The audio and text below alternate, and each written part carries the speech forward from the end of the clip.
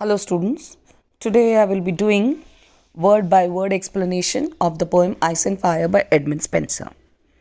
As I have already told you in my previous video that Edmund Spenser, who is a poet of the Elizabethan age, was a traditional Spenserian sonneter. Now what do you mean by sonnet? Sonnet, as we already know, is a poem of 14 lines. And Spenser was one of the pioneer of writing sonnets.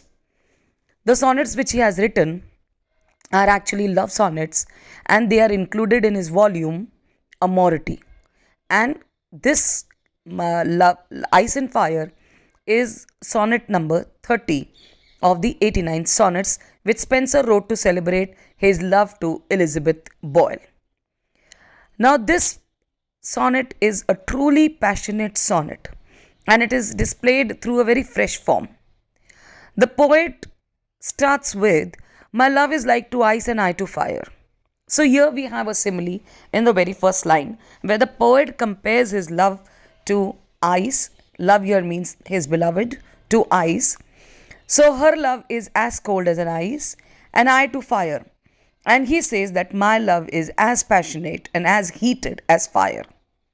Then he poses a rhetorical question.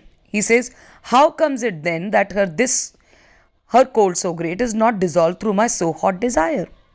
How comes it then?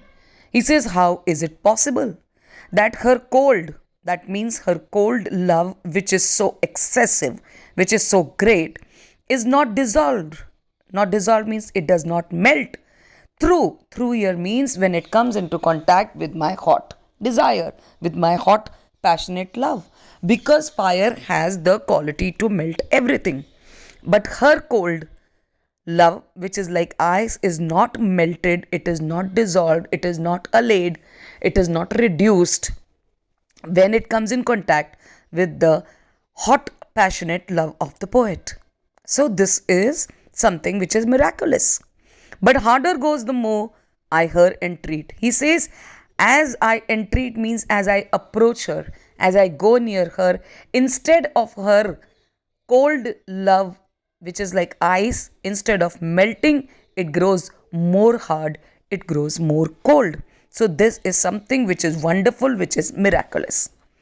Then he goes on to pose another question. He says, how comes it then that my exceeding heat is not allayed by her heart frozen cold? So here again, this is a question which is a rhetorical question which does not need an answer. Rather, it is an exclamatory question where he says that my exceeding heat means my hot love, my passionate love is not allayed, it is not reduced, it is not subtracted, it does not become less when it comes into the contact with the frozen cold heart of his beloved. He says rather that I burn much more in boiling sweat. Instead of reducing, the fire begins, it increases and it begins more and it becomes so much. The fire increases so much, his hot passionate love increases so much that he feels that he is covered in sweat, which is hot, which is boiling. Another miraculous and wonderful thing.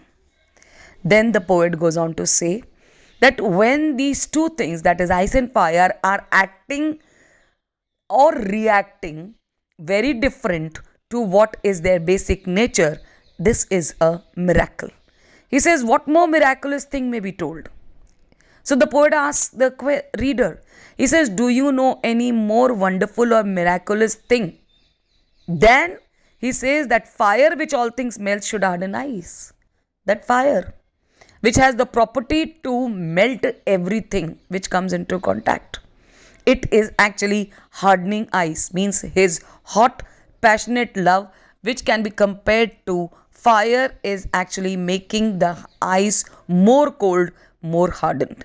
An ice which is congealed with senseless cold. And he says, another miracle is that ice which is congealed means which is full of, which is totally comprised of senseless cold. Cold which makes you numb, which makes you senseless. Your senses, they become absolutely numb it should kindle fire. It is, instead of making you numb, instead of making you senseless, it is kindling, means it is arousing fire, it is arousing the hot, passionate love. And this is all done by wonderful device, by some unknown, wonderful, miraculous device, means method. The poet does not understand how this is taking place. But then he comes to the conclusion in the 13 and the 14 lines when he says that such is the power of love in gentle minds. This is the power of love in good minds and pious minds, in people, minds with people who are really good. The power of love is that it can alter all the course of kind. That the love itself does not alter, but it can alter the kind, that is the way of nature. So here, nature is acting actually totally different from what it should act. Fire which should melt everything is hardening the ice, and ice which can freeze anything is kindling fire. That is, that the love of the two lovers do not change by any means. It is the same as ever.